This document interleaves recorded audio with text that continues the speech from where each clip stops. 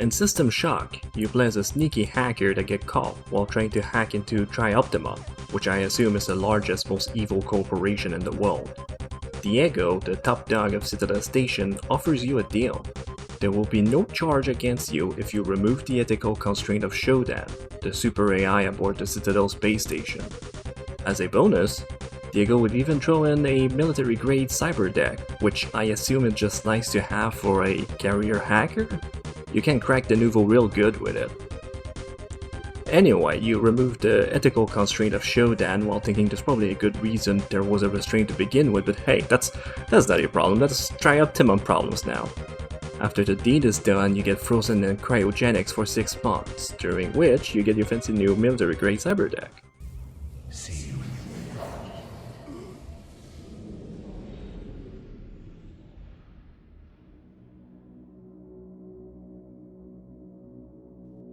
6 months have passed, you awaken, alone. Overcame with a uneasy feeling, you grab a nearby lead pipe from the storage cabinet and notice a conveniently placed data log addressed to you. The recording explains the situation you find yourself in. During the last 6 months, Shodan took over all of Citadel's system and began converting any personnel she could get her hands on into obedient cyborgs. Those that aren't converted are dead, leaving Shodan in complete control of the Citadel. And she's planning several plans to extend that control to Earth and submit all of humanity to her newfound ambition. There is only one conscious person left in the space station that has a sliver of hope to stop the mad digital god and save humanity, and that person is obviously, unfortunately, you.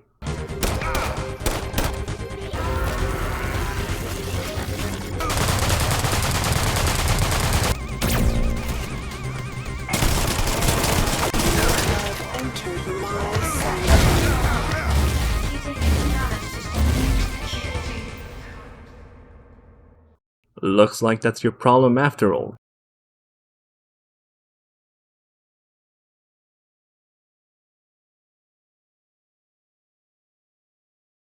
It's finally here. After a long, arduous development, the System Shock remake is finally available, letting players either revisit or visit for the first time Citadel Station while taking the fight against Shodan, the almost omniscient AI gun rogue.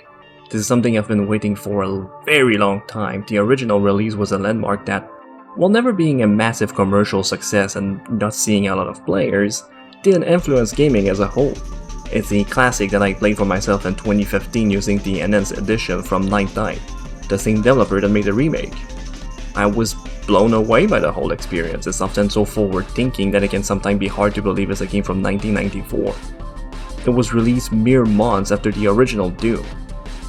The way you interact with the environment, the way the story is delivered, the way you take on the fight against Shodan, every aspect of System Shock was unique at the time, and the most surprising of it all is that this experience that predate proper 3D engines offer an immersion that still compete with modern titles. Now, System Shock wasn't the best game ever made, but it's the kind of game that if you get past its weird control and UI, you can quickly understand why people talk about it with the amount of respect that they do.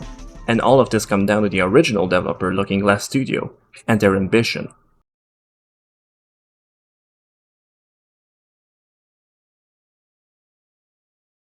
Looking Glass Studio is honestly a studio that couldn't exist nowadays. They were pushing boundaries, often going for realism over performance or even game design in a way that simply wouldn't be accepted by today's general public. With Doug Church as director and Warren Spector of Deus Ex fame as producer, System Shock was developed with the objective of pushing the game design philosophies of their previous work, Ultima Underworld.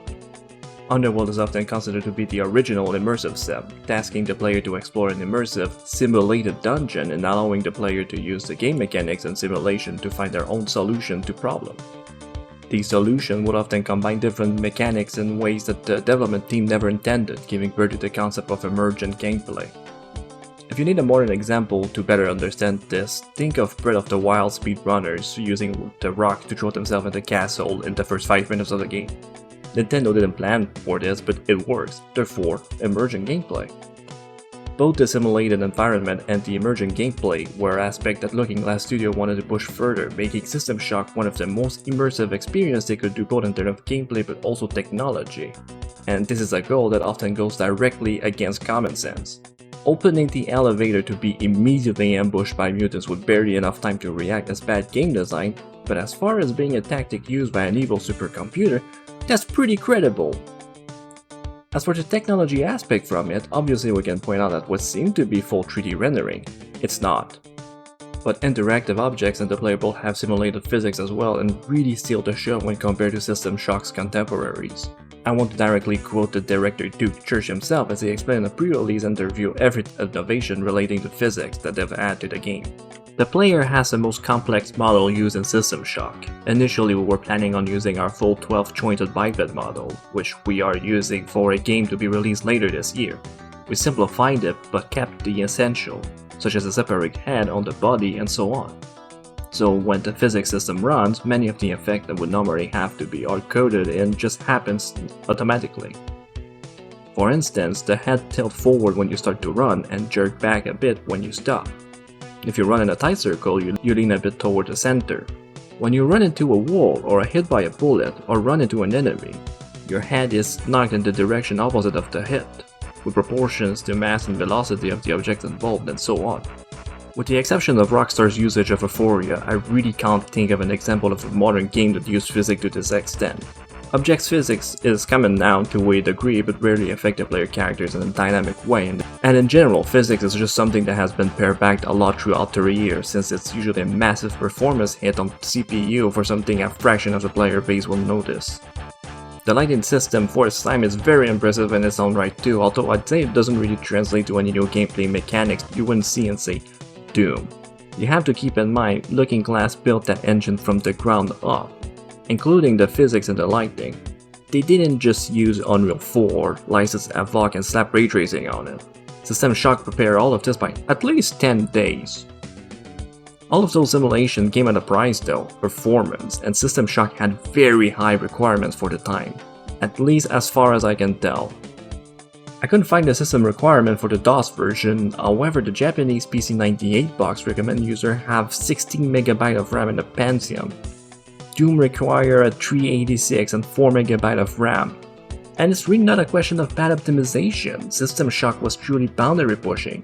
But imagine if a game released like this nowadays, no matter how technically innovative the game would be, you'd know it'd be controversial and have a bad reputation. Just look at the reaction to the announcement that Starfield would be locked at 30 FPS on Xbox. Looking Glass Studios stayed on their quest of perfecting immersive sims after System Shock despite the fact that they didn't have any involvement with System Shock 2. They didn't work on a golf simulator and a handful of flight sims, but their most notable work after System Shock is both the original Thief and its first sequel. They've also carried on the tradition of putting physics everywhere they could, even if they shouldn't. Notably in Terra Nova's Strike Force Century, where facial animations are physics-based and apparently sometimes result in glitches. Why would you do that? Also, Terra Nova has real-time reflection in 1996, and I think real-time cloud? The Looking Glass was nuts! Looking Glass Studio wasn't just being impressive on PC, they were in fact responsible for 2 Nintendo 64 ports, Demolition Derby 64 and the most impressive one, Command & Conquer 64, which has the whole game remade on Polygon. That's pretty cool.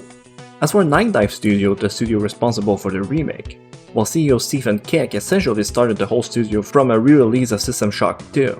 It's a studio that is dedicated to bringing classic games to modern platform in a format that is authentic to the original releases. It's my understanding that the System Shock remake is pretty much a passion project of his, and I think that enthusiasm carried over to the final project for sure. I do have my issues with the remake and I'll get to them at the end, but it's pretty clear to me that there is a deep love for the original game coursing through the theme.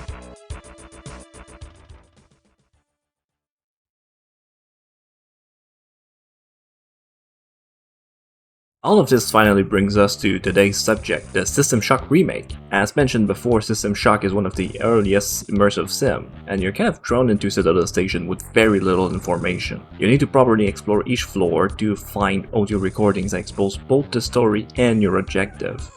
There's a counter plan to almost all of Shodan's plan elaborated by the Resistance, so you need to find those recordings, identify the objective, and successfully execute them. This is mostly why the game is considered to be obscure. It doesn't give you objective marker nor does it keep track of them in the neat list. You get a recording talking about the objective and you need to take the initiative on that. When I originally played it, it was kinda hell, I'm not gonna lie. I used a walkthrough the whole time. But this time I was expecting it, and honestly, once you do expect it, the game pretty much directly tells you what the objectives are, what you need, and how the game works. You really just need to pay attention.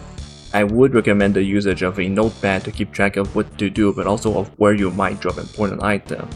You also need to take each floor back from Shodan's grasp, and this is done in multiple ways. Finding all cameras and destroying them. Finding the CPU nodes and destroying them. It's a lot of destroying. And finally shutting down the cyborg conversion bay, reverting those to their original purpose and serving as a respawn point. It's like the Vita chamber in Bioshock. Those conversion bays should be your priority when entering a new floor, as dying before reverting them will lead to a game over. The times you're really vulnerable are when the cyborg conversion bay is still active or on floors that doesn't have a medical bay. Otherwise dying will simply result in you spawning back at the medical bay. Shodan's presence is tied to the security level, so destroying all of the security and bringing it to 0% effectively means that Shodan's lost almost all of her presence on that level. Not only does this give you mostly free access to the whole level, it also means you won't be able to spawn random enemies anymore unless scripted. You start the game with very limited resources, with only a lead pipe to defend yourself and very little features offered by your brand new cyber deck. You'll get your hands on new weapons, ammos, and hardware. Now the hardware you find is necessary for the progression of the game, but consists mostly of various information added to the UI or protection against energy attacks or radiation that often plague the environment. Only one findable hardware will open new options to you in an interesting way, allowing you to laser skate around the environment and eventually even fly upward a bit. For the weapons, there's a very fun selection, from laser powered by your own energy to assault rifles. There's even a laser swords, a kind of weapon I associate strongly with sci-fi immersive sims for some reason. Most weapons have different ammo type and firing modes, giving them a little bit of adaptability depending on what is the target at the other side of your gun. Some ammo types are more efficient against armored target, while others are gonna give organic enemies a really bad time. It's pretty much the core mechanics of engaging against the enemy. A lot of weapons have specific use case, their description can help you understand the proper usage, but you'll need to experiment a bit. This also applies to the grenade selection, which offers frag grenade, EMP grenade, gas grenade, and even proximity mines. Or you do like me, you don't engage with any of that stuff, you buff yourself with some thermal patches like Berserk and Reflex and you go to town with the sword. You can also find mod kits, upgrades and function for various firearms. These are a new addition to the game and ties with recycling and credits, which are also new additions. While exploring, you'll find a plethora of random junk that you can recycle in exchange for credits, which you can use to buy health items, buffs, ammo, and the aforementioned mod kits. It's all very similar to what you will find in Bioshock. It's such a natural addition to the game, I didn't even notice it was new.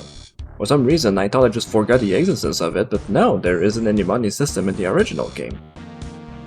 It's not the only new thing weapon-wise. The 1994 version showed very little of your weapon even when handling them. Nightdive did a fantastic job modernizing their appearance, giving them all new animations and sound that look so natural to System Shock you could swear the original Looking Glass artist came back.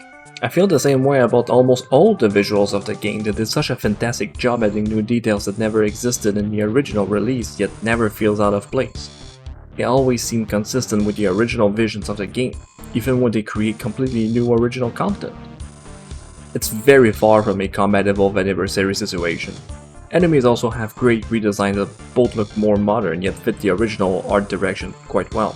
They've added those System Shock 2-like voice line for most enemies that brings them closer to the way they work in the sequel, and I quite like this too. It gives the enemy a lot more personality. They did take a lot of creative liberty with the soundtrack, now much more subtle than the original OST. I'm unable to find again the interview that I read, and I really tried. But in the interview in question, Steven kicks us update to the effect of the original game having dancing music, which they corrected in the remake because, and I loosely quote here, "Nobody's dancing, everyone is dead." I can absolutely understand the feeling, however I do find that the new soundtrack isn't nearly as memorable as the original one. The only standout for me is the track on the executive level, which seems heavily inspired by Arcane's Prey. Which is fitting because Prey was essentially Arcane's take on System Shock. It's a great homage. I was a bit disappointed that the new cyberspace theme isn't nearly as catchy as the original one. Right, cyberspace! Cyberspace is an integral part of System Shock. Multiple locked doors will require you to find a cyberspace access point to unlock them. Interacting with the access point will upload your consciousness into the cyberspace, changing the game into a 6th degree of movement shooter. You need to explore the maze to find a relay thing and destroy it, after which you'll be notified of the effect in the real world. Naturally, the cybersecurity will do everything it can to stop you from succeeding in your hacking endeavor. This is one of the aspects that received the most critics in the original game, and while I really liked it, I understand why there were so much critics against it. The original cyberspace is janky and hard to navigate. Half of the buttons on the keyboard are dedicated to moving on a 2D plane, and the wireframes can make it really easy to get disoriented. To be fair, System Shock does predate Descent, the original 6th degree of freedom shooter. Plus, in the original game, you're on a tight time limit in those sections. I'll come back to that subject later. The reimagined cyberspace provide a much better experience, both in level design and game feel. I do think these are excellent, however these sections still seem to be the target of most complaints against the game. As much as I love them, I kinda get it too. Throwing such a different gameplay experience often feels like the game going, "Oh yeah? You're good at System Shock? Prove it by playing something else." To wrap up the subject of the gameplay, there's also thermal patches that you can use to apply various effects. There's healing patches, but there's also some buffs and the aforementioned Berserk and Reflex. Except the healing patches, these all come with side effects, which is something I'll come back to in just a little bit.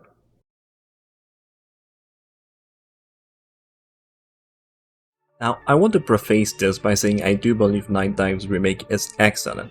It's faithful to the original, it resists the temptation of fixing what wasn't broken to start with, the additions are great and natural, the experience in general is more accessible because of smart quality of change improvement. It's a delight. However, System Shock is a game that I have a very high opinion of, and I do think the remake completely missed the mark in some aspects. First, some thermal patches side effects are straight up missing. Berserk's visual effect of hallucinations is there, it's fantastic use of the original sprite. However, both the vision booster and reflexes side effects aren't there. They're supposed to give photophobia and vertigo, but there's nothing, meaning there's no side effect to using them, which make their usage less interesting in general. Talking about things that are straight up missing, you could unlock games for your multifunction display by finding them in cyberspace. I know it's really dumb to complain about this, but I'm a bit disappointed that they're missing. I miss playing Pong on my UI. Apparently they are coming in a future update. Speaking of the MFT, I do understand the need to streamline it, but I think they went a little too far. It doesn't have the same flexibility as before, and it doesn't look as interesting. While the original MFT truly felt like a multifunction display with its various configurable windows, the new one feels like a glorified inventory to me. Let me put it this way, the original MFT felt like you had a proper cyber deck jammed into your face. The remake MFT feel like you're using an Apple Vision Pro. It just doesn't really do it for me. My biggest complaint concerns Shodan. The virtual divinity is one of gaming's most enjoyable villains. It's not just a dialogue thing, it's the way the player interact with her over the duration of the game. I feel she's barely present in the remake. I get it, very often less can be much creepier than more, and System Shock is supposed to be quite creepy. I can only imagine that's the thought process that led to the reduction of Shodan's presence, but I find the original game's overwhelming presence of this antagonist much more compelling and creepier. The irony is that she actually has more lines of dialogue than in the initial release. However, her visual presence is much lower. You barely see her. While the original game had her popping on the various screens much more often, would even show up in your MFT if you try to interact with the keypad still under security. A chilling reminder that the computer in your head can also be hacked by her. She would even hunt you down in cyberspace once the time ran out. Shodan was always there, her presence always overwhelming, always knowing what you're doing, where you are, always ready to try a new way to extinguish your conscience. It was a presence that translates the isolation and hopelessness of the situation you're in brilliantly, a fantastic reminder of your imperfect weakness compared to such a powerful perfect being. It's been massively reduced in the modern iteration. She can no longer chase you in cyberspace, she no longer directly block you on your own MFT, you rarely see her popping on the screen of the Citadel. I have to admit, this is the thing that disappointed me the most in the remake. Shodan did such an impression on me, I couldn't wait to fight her again, and she barely showed up.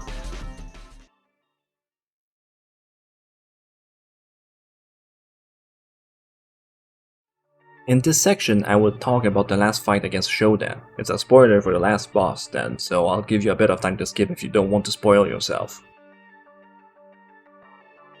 You're all set? Good. In the original release, the final confrontation is absolutely terrifying. It's in cyberspace, obviously. You connect directly into Shodan's mainframe, which means you have direct access to her virtual brain, and she, direct access to yours as well. Only one will survive this confrontation. At the time I'm writing this, I don't remember much of the encounter itself. I didn't remake a whole playthrough, I only briefly replayed the original to remind myself of the experience. I remember you circling Shodan and shooting at her. It's unremarkable on a mechanical level. What is engraved in my brain is a counter-attack. You're on a timer in this fight. Shodan will, pixel by pixel, overtake your vision until all that remains on your monitor is her visage staring directly at you, at which point you lose. It's terrifying and brilliant, it still gives me chills. The sequence did need rework because gameplay wise, it was bland. Nightdive did rework it and I'll just show you.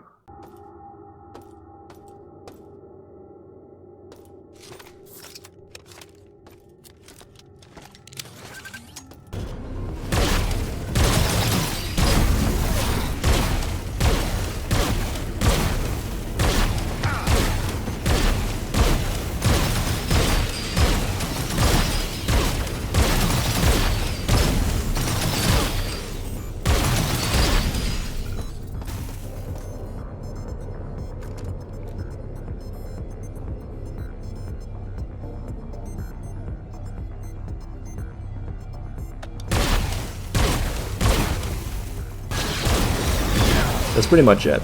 Once in Shodan's mainframe, there's no losing condition. I guess it's mechanically better. It's less frustrating, but it's not as interesting, memorable, or as creepy. So, is the remake good? Yes. But is it better than the original? I'm sorry. I'm gonna give you a kaput answer, I don't know. I think the remake is great and a fantastic way to experience System Shock for whoever is interested that doesn't want to put off with the original. I can't really blame anyone for that. It's an excellent reimagining of the original game. I think the art direction is impressive by how much it used modern hardware while staying true to the original 1994 classic. However, I can't help but think of some of my favorite aspects of the game that has been altered in ways that I feel are inferior. I'm glad this is out. I'm glad that it exists. I will replay it, I had a lot of fun with it. Just like I'm gonna replay the original game. At the end of the day, it's not like they delete the original version from existence, it still exists. I think everyone is gonna have to prefer a way to play System Shock, and no one is gonna be wrong about it, which I guess for a remake like this is a very good end result.